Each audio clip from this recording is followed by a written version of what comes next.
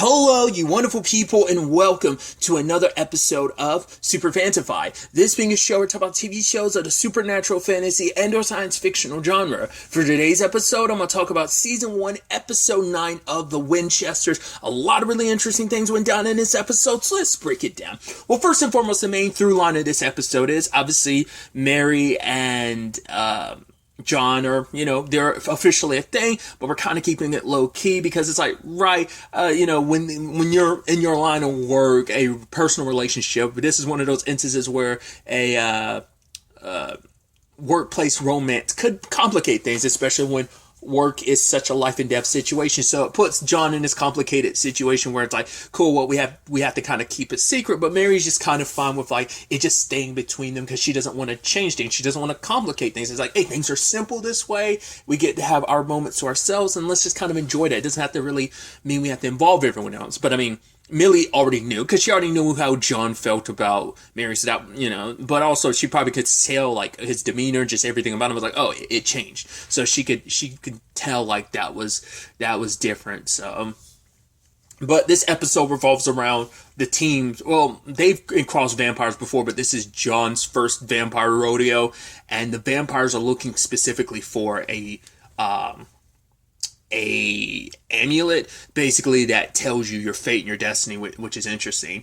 Well, first and foremost, that they're kind of like a vampire cult of sorts, that they worship like this particular device, or at least like the people who made it. So it kind of determines for them who they kill and when they kill someone. So it's always so fascinating. And obviously John finds himself at the center of this because he saw his fate. It is to die by the hands of this vampire, which we're like, well, we know how your story ends, John Winchester, and this isn't it. But once again, Tommy Wyman is thrown into the mix. There's going to be some changes here and there. I doubt, like, obviously, like, no matter where it goes, it's always probably going to snap back into place of where, John and Mary's destiny is meant to take them, down that route that we know that they eventually go down. So that's one thing you don't have to kind of worry about. But obviously for these characters, it doesn't. I mean, also, once again, I brought it up too, is like, well, we know what John and Mary's stories are, which are still very depressing, because it's like, it's not like, we know where you end up, we know, like, you lived this long to, blah, yada, yada, yada, so on and so forth, but it's still sad to know, for instance, knowing where Mary's story ends up. I mean, and then you're like, oh, but then you know where it ends up. Then you're like, oh, I'm reminded yet again where it ends up, like, because, dying, then coming back, and then dying again. So, that's a whole thing. So it's depressing in some regards, and the same thing for John, knowing that it obviously doesn't have a full happy ending, but also does in some regards, because I'm sure they're all reunited in heaven, but also they had that, God, what was that, season 14, 13, where Mary, Sam, Dean had time with John as well, because he kind of got sucked out of time, and it was almost like a dream for him. But they had that moment together, that final moment as a full family. That was beautiful, having that. So that was pretty dope. So there's some silver lining in that regard as well too. But tangents and all that aside, getting into the ins and outs of it, I did think it was weird when they went to visit that Diana lady. I mean, obviously she was like, yeah, your fate's kind of set in stone, which I'm like, cool, that's not what we wanted to hear right now, but okay. But then she was also, no, wait, you gotta stay here. I'm like, why are you making them stay here? It's like, that seems weird. Turns out she was working with them, because it's like, right, they were looking so long for this amulet, and they were threatening anyone that would kind of be able to, for years they've been threatening people, like, hey, you hear anything about this amulet, let us know, or we kill you. Diana ended up dying anyway. It's kind of sad. Especially because Anton, who later on feels bad about it, because he's the one that introduced him to Diana, who gave them all this lore information. It's like, well, it turns out, even if Anton hadn't, even if found another expert, most likely these vampires had already gotten to them already anyway, so that is kind of a sad thing, so.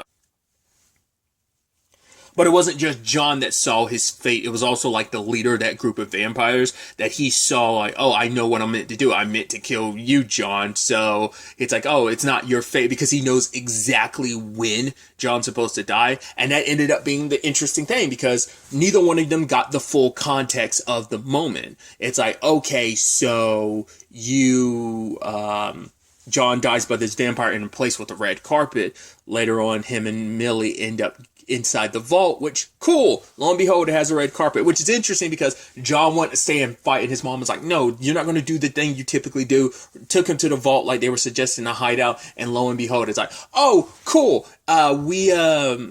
That sucks because we just happened to go to the exact place he's supposed to die. It's like, so if you had to let him stay there and fight, things would be different potentially, you know? So that's also interesting too, just timing wise, because like came up in another show, I won't spoil what show it is, of the whole conversation, like, oh, I know when I'm supposed to die. It's like, I forgot to talk about it in episode 2, where it's like, oh yeah, that person wears different clothes. It's a small detail that tells you, like, oh, we know the circumstance, well, at least what you're going to be wearing when you die, which is kind of effed up. So it is a thing of, you know, you have a little more leeway being like, okay, this is probably when this is going to happen potentially.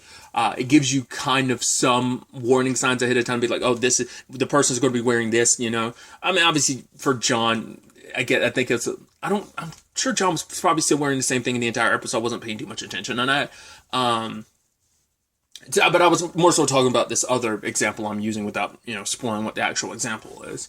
So, but I also talk about it too, well, jumping ahead a little bit too, but it's still in that same vein. I'm sorry I'm all over the place. But John fighting his destiny, which I thought was so interesting, considering, like, yeah, that kind of runs in his family. I mean, there's so many, like, fate and destiny and preordained stuff that's set in motion for, like, Sam and Dean. I mean, just everything in his family. There's a lot of, like, turning the gears a certain way so things play out a certain way. So it's always kind of been there with the Winchester family, and obviously the Campbells too, just like the union with Mary and John, and eventually having Sam and Dean, and even John having Adam, that being kind of, you know, the backup plan and everything, right?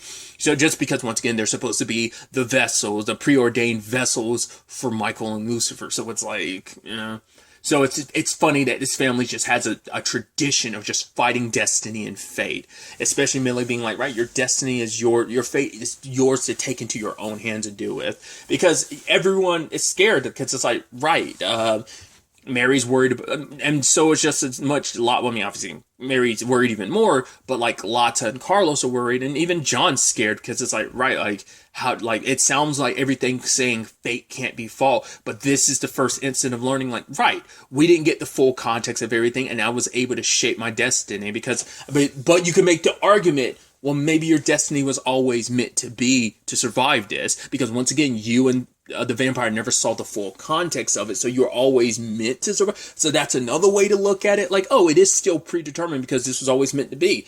Maybe you can make some argument, despite all the celestial setup, that Sam and Dean's story when it came to the whole Lucifer and Michael situation was always meant to play out that way.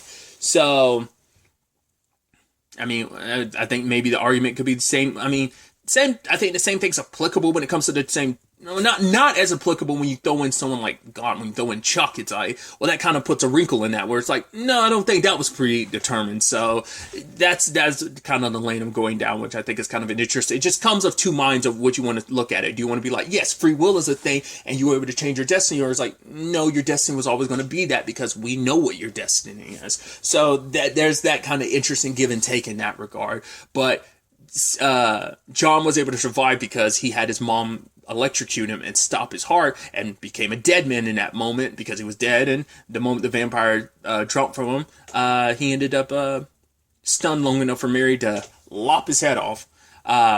Also, Mary's just one killing machine, just like ripping through the vampires. I also love, like, lots of pouring. I was like, what's up with that? And then, like, it's like, okay, that's actually pretty. I've never seen anything utilize holy water like that. Whereas, like, Carlos using it to whip his hair back to kind of, like, burn them. I'm like, oh, that's actually pretty sweet. I mean, you got the locks. You might as well, like, use them, you know, to your advantage like that. And apparently, like, it's something Carlos has done in the past too, which I thought was pretty dope. So, luckily, everything worked out in the end. John came back, and the fact is that his Obviously, Mary kissed him in front of everybody, and once again, Millie already knew, but I love that Carlos and Lata got the whole like, I knew it. It's like, yeah, I already had a feeling. I told her, it's like, no, I told you, no, I told you, get that knife out of my face. But it's cute. But now it's like, cool. Now that it's out there in the open, so what do is it going to change the team dynamic? And it's like, maybe, maybe not. I don't know.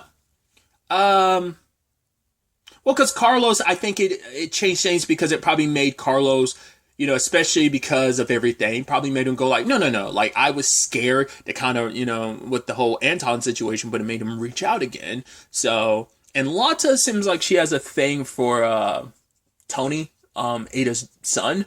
I don't know if that's going to stay or she's going to find someone else, but there seemed like there was something there, but, she could easily end up with someone else. So, and it inspires you kind of, I think, it's like, yes, this life, the life of a hunter is never guaranteed, so you kind of, you take life by the horns when you have the opportunity. You live it, like you find love, you hold on to it. It's kind of a slippery and complicated slope when it comes to the world of a hunter, but at the very least, I think it's like you take that opportunity to love while you can, because you only live once, and in the life of a hunter, it can come to an end in any moment in time. It could always, so I think that's interesting.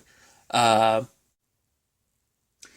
do love the episode also presents a very interesting wrinkle to the whole situation, and that is Betty, because she happened to see Carlos, Latza, and Mary at the crime scene at the beginning, I was like, that's not good. And she went to Millie about it, because it's like, right. She's like, yeah, I thought John, like, everything that he was dealing with, him going off to war and coming back, maybe that would kind of all disappear. So it's like, yeah, there's a lot of deep-seated stuff that John still needed to work through, and going off to join the military did not, like, alleviate that. Maybe it may aggravate some of that stuff more, but it wasn't the solution. And even Millie was like, yeah, it wasn't going to be as simple as him going off and everything being resolved when he came back, but it's like, yeah, like, I've met the married girl. She seems pretty nice. It's like, yeah, but she has a rap sheet, She's like, oh, really? Like, should I be worried? It's like, yeah, Millie playing it very close to the vest, but it's like, at the very least, she knows what John is mixed up in, but also the problem is she likes Betty. Like, hey, this was his fiance at one point in time, but also it's like, man, now it's like the cops are involved, and that's always that complicated situation, which we've seen, like, obviously there's been the cop situation that's worked out to, like, Sam and Dean's favor, where they end up having, like, connections with people, like, oh god, I'm blanking on Kim Rhodes' character's name. Her and, like, Donna, they're cops, for example, who are mixed up in the hunter world, who know about it and stuff like that. And there's been other instances of them crossing paths with cops who, kind of learn about the hunting world and stuff. So there's that angle to things. So when they went to break into that shop, Diana's shop or whatever, to, like, find any evidence, they weren't expecting Betty, but they knew there would be some cops nearby. So I was wondering what Mira was doing. I was like, oh, there's a cop car. I thought the point was to wait till the cops left. It's like, okay, you wanted to draw out any cops that might still be nearby, because I guess Betty knew, like, okay, maybe she saw some connection between this murder and the armored car, like, robbery, or like Diana's death, along with, like, the similarities with the armored car robbery and death. So maybe that's why she was kind of, like, sticking around, but they knew it. So luckily she was kind of the front distraction while Carlos and Lata went in there and got what they needed. So that was interesting. Now Betty's going to be a complicated thorn now that she's also, like, clocked them at crime scenes too, so she's going to be keeping an eye on them, because it's like, yeah, I'm doing this for John's sake, because if you're mixed up John in anything, it's like, no, I'm not, I would never get John mixed. And she's like, I hope that's the case. I'll be keeping an eye on you, Miss Campbell. So that's going to be interesting, which I could definitely see this being a thing of, she's a little adversarial now, but I could definitely see her being an ally in the future, maybe. That is, God forbid, if she doesn't end up getting killed by this world, which, outside connected people have a tendency to end up getting killed in this line of business. So maybe she gets mixed up in it, ends up dying, or maybe who knows? So I don't see this ending the best way. Also, now, because, like, the the reporter dude, like the fact is Mary ran into him, I was like, oh, that's a little awkward, where it's like, oh, he's like, he never did get back to me. She's like, oh, I'm so sorry. He's like, no, it's okay, it's fine. And it's like, oh, John, yeah, blah, blah, blah, blah, blah. And it's like, okay, seemed like he's okay with everything. And then we find out at the end when him, like, talking to Betty, I was like, that's suspicious as hell. Like, what? You seem like you're pushing this. She's like, because even she's like, right, are you doing this for journalistic, like, reasons, or are you doing this for personal reasons? Oh, it's personal, because it turns out the accretive gotten to him. Now, the questioning becomes, was he already, like, an accreta before, when he met Mary, like, early on in the season, or is that something that's happened in the time they've been apart? So he needs Betty, who's close enough to John. It's like, right, having a police, this way you have the police looking into it, especially someone that John won't see coming.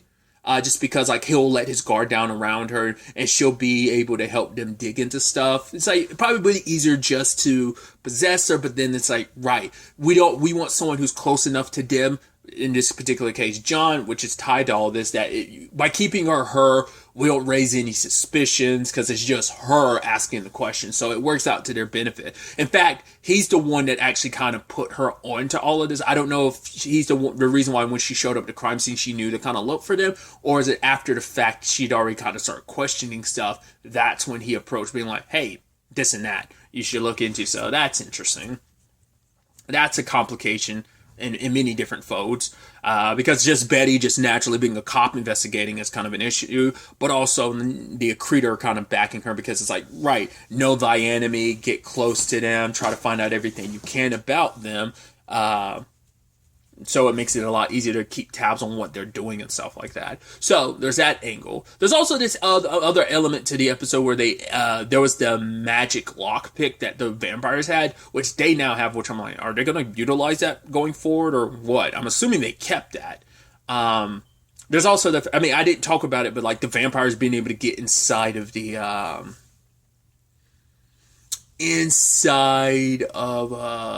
the Men of Letters headquarters, because that's what they ended. Well, they were looking for the amulet, but they ended up stealing blueprints. I was like, oh, is this like a map or something? It's like, it's blueprints to the facility. So that's how they were able to get in past all the wards through a weak spot in the sewer. So I was like, oh, that's interesting. I thought that was kind of an interesting development. I mean, we saw them put away the amulet this episode, so they might have put away the lock pick as well, or maybe they're just going to, like I said, keep that on themselves, because it's going to make getting into any place a little easier, a little less time consuming, but we'll see if that is something that they ultimately end up utilizing or not.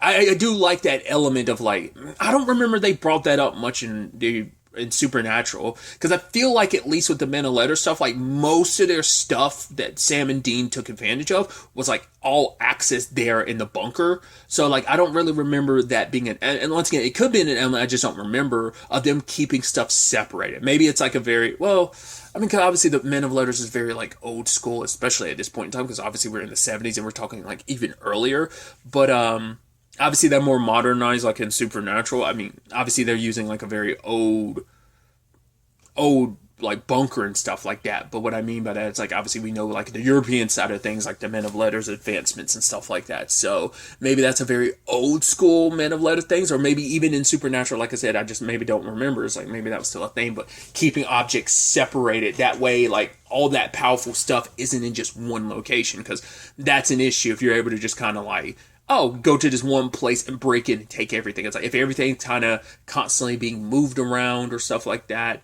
then it kind of makes sense. Or in very separate locations, not next to each other. The only reason why that map was on the move was because the vampires set it up so they could shut down the bank and kind of force that armored truck to be on the move with the with that, you know, map and layout blueprints of the facility and stuff. So a lot of really, really interesting things. I'm curious to ultimately see where all of this ends up taking us going forward into the next episode. But really, that's all I want to talk about. Till the next time we meet, be happy, be safe, live life to the fullest, and enjoy it. Good day, and goodbye.